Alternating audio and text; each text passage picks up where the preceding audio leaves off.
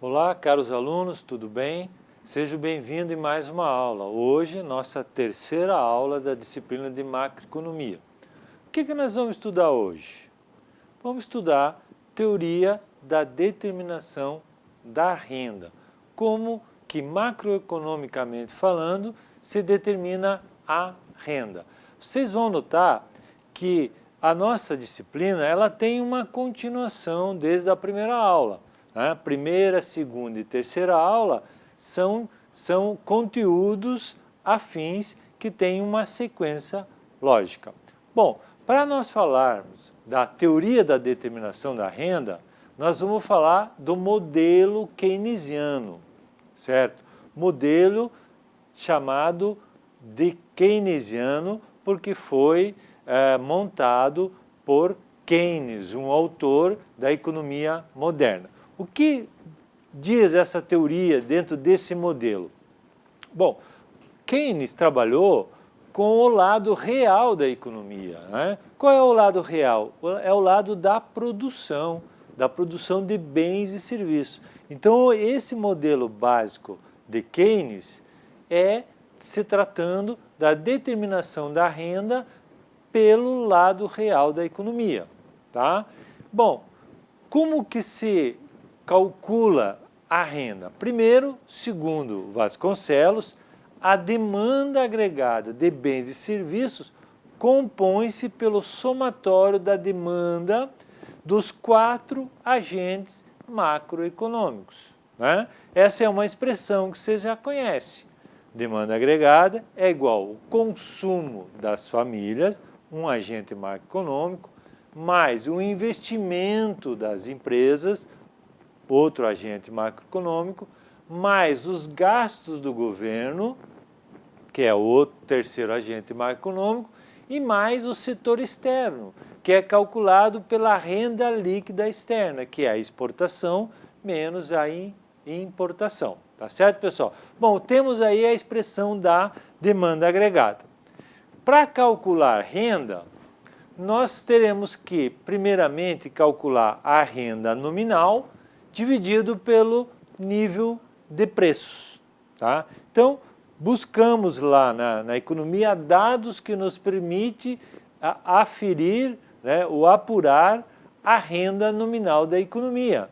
Dividido pelo nível de preços de todos os produtos da economia, nós podemos determinar a nossa renda. Tá? Então, pela equação, certo?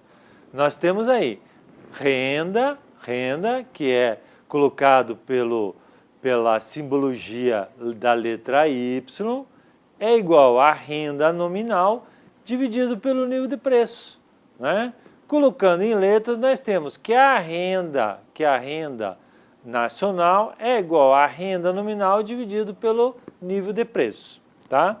Então, é exatamente essa renda, certo? Ela vai variar de acordo com a variação do nível de preço. Então, como está escrito embaixo, ó, a equação demonstra que, dado uma determinada renda nominal, uma variação no nível de preço, a renda real também irá variar, certo? Dado uma determinada variação, uma determinada renda nominal, com uma variação do nível de preços, a renda real, que é esse Y aqui, que é a renda nacional, e também irá variar. Então, de acordo com uma determinada renda nominal, se o nível de preço... Então, imagine você quando ganha seu salário, certo? Se durante o mês houver, aliás, um aumento do nível de preço, a sua renda real também vai variar para mais ou para menos quando o nível de preço aumentar ou diminuir. Se o nível de preço diminuir, a tua renda vai aumentar, a renda real. Se o teu nível de preços aumentar, a tua renda real irá diminuir. Ou seja, o teu poder aquisitivo, o teu poder de compra diminui em função de uma variação positiva ou negativa do nível de preço. Tá certo? Bom, quais os efeitos da renda, na renda pelo nível de preço? né? Qual o efeito que acontece na renda por uma variação no nível de preço? Bom, os efeitos da renda pela relação inversa entre preço e demanda agregada, logicamente, né? Que a variação, que o efeito direto na renda tem uma relação inversa com o preço e a demanda agregada. Qual o primeiro efeito? É o efeito riqueza, chamado de efeito Pigou, né? Dado uma renda constante, então está aqui, dado uma renda nominal constante, então subentende-se que a renda nominal não altera, mantém-se constante em um determinado período de tempo. O que vai variar é o preço, né? Então, dado uma renda nominal constante e uma variação no preço, vai haver uma variação na renda real. Se a variação de preço for positiva, seja de aumento de preço, a sua variação na renda real vai ser de diminuição. Se a variação do nível de preço for negativa, ou seja, uma diminuição, né, for uma diminuição do nível de preço, a tua renda real terá um aumento, certo? Mantendo-se a renda nominal constante, ok?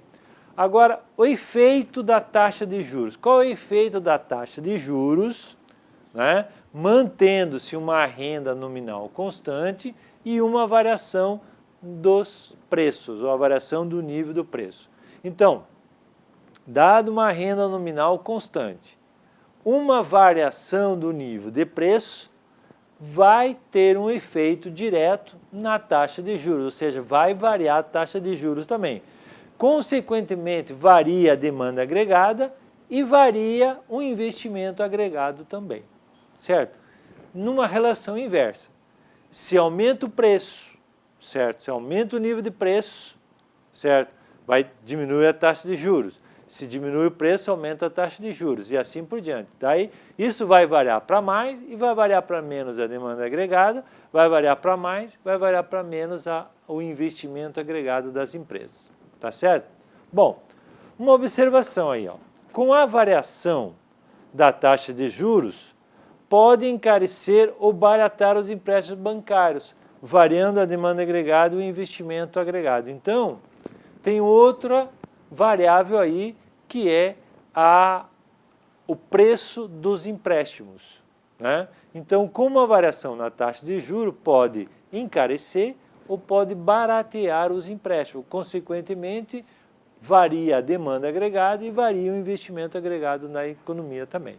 E o efeito da taxa de câmbio é quando uma variação na taxa de câmbio ou também no nível de preço vai afetar a exportação e a importação. Então, vai variar também para mais ou para menos a exportação e a importação. Então, esses três efeitos, né, acontecem na renda, ok? Pela nível de preço, pela variação do nível de preço. Agora, dentro da economia, há um princípio chamado de demanda efetiva. Quando uma economia, isso também é um princípio de Keynes, é um princípio da teoria keynesiana. Que diz o princípio da demanda efetiva? Quando uma economia está abaixo do seu pleno emprego e com um reduzido crescimento. Quando fala abaixo do pleno emprego, é que a economia trabalha com capacidade ociosa, trabalha a menos do que ela poderia trabalhar, dentro da sua capacidade de produção, né? Quando falamos de pleno emprego, estamos falando de pleno emprego dos fatores de produção.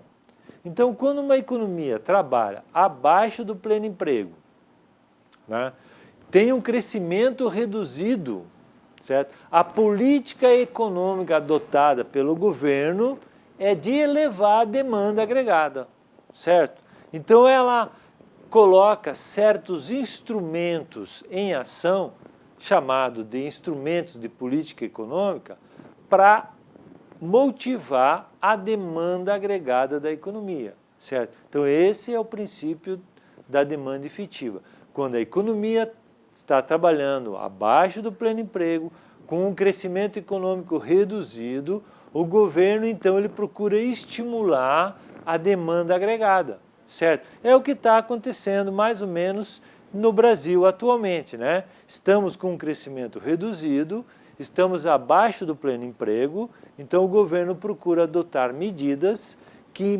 motive, que incentive as pessoas, as empresas a consumir, a aumentar a sua demanda agregada, certo? Então isso é o princípio da demanda efetiva, onde, né, a demanda agregada é a responsável pelas variações do produto nacional e da renda nacional.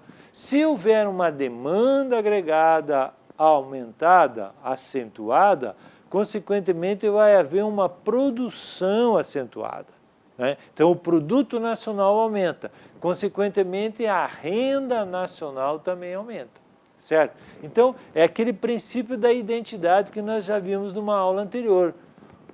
A demanda nacional é igual ao produto nacional, que é igual à renda nacional, né? É uma identidade. Então, aumentando a demanda, aumenta a produção, consequentemente aumenta a renda também da população, ok? Então esse é o princípio da demanda agregada. Bom, ainda, de acordo com Vasconcelos, há dois conceitos diferenciados de oferta agregada.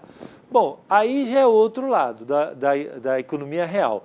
Para aumentar a demanda agregada, temos que aumentar a oferta agregada, que é o produto, a produção, certo? Então, nós temos dois conceitos aí diferenciados da oferta agregada. O primeiro é o conceito da oferta agregada potencial, certo? É aquela oferta que corresponde à capacidade máxima de produção de uma economia quando todos os fatores de produção estão situados no pleno emprego, ou seja, todos os fatores de produção estão sendo utilizados para aumentar a oferta agregada, estão a pleno emprego. Isso é chamado oferta agregada potencial. É claro que numa economia normal é muito difícil de se alcançar esse conceito de oferta agregada potencial. O que se alcança realmente é a oferta agregada efetiva. É quando corresponde à quantidade de produção que está sendo colocado no mercado de trabalho, né, de forma efetiva para atender todo o mercado de consumo. Então, são aqueles fatores de produção que efetivamente está sendo colocado no mercado de trabalho, né, lá na empresa, lá na produção, para então atender de forma efetiva o mercado de consumo, certo? Então, para você poder aumentar a demanda agregada, você tem que também usar esse conceito de oferta agregada efetiva e aumentar também a oferta, né? Colocar aqueles bens, né, e serviços à disposição da população para que haja o consumo. E aí, então, quando uma economia está abaixo do pleno emprego com crescimento reduzido, a demanda agregada vai puxar esse crescimento para cima, ok? Bom, no caso de ampliação da demanda agregada, né, então de um aumento da demanda agregada, a oferta agregada pode reagir de três maneiras, certo? Como também destaca Vasconcelos, que é um dos autores que nós estamos nos baseando. Primeira reação é o aumento da produção, mantendo os preços constantes. No caso de houver um desemprego de recursos produtivos e capacidade de produção ociosa. Então, nesse caso, quando então tem um desemprego dos recursos produtivos com uma capacidade de produção ociosa, você não está usando todos os teus recursos produtivos. Nesse caso, o que se faz? Mantém os preços constantes e aumenta a produção, certo? Para que haja esse quantitativo de oferta agregada para a economia. A outra reação aumenta os preços sem aumentar a produção física, certo? No caso de pleno emprego do recurso. Bom, se estamos, então, nessa outra situação, uma economia trabalhando a pleno emprego, o que se faz? Não se oferta quantidade maior de bens e serviços. Aumenta seus preços para que haja uma oferta menor e uma demanda agregada menor também, porque a economia já está a pleno emprego, ok? Agora, quando aumenta os preços e também aumenta a produção, alguns setores dessa economia estão trabalhando em pleno emprego e outros em situações de desemprego de fatores de produção. Então, para aqueles setores que já estão trabalhando a pleno emprego, você só aumenta os preços. E aqueles setores que não estão trabalhando a pleno emprego, você aumenta a produção, mantendo os preços constantes. Então, são reações da oferta agregada, certo? Quando a economia trabalha a pleno emprego e quando está abaixo do pleno emprego, tá certo? Bom, algumas hipóteses desse modelo keynesiano, certo? Há 4 hipóteses, certo?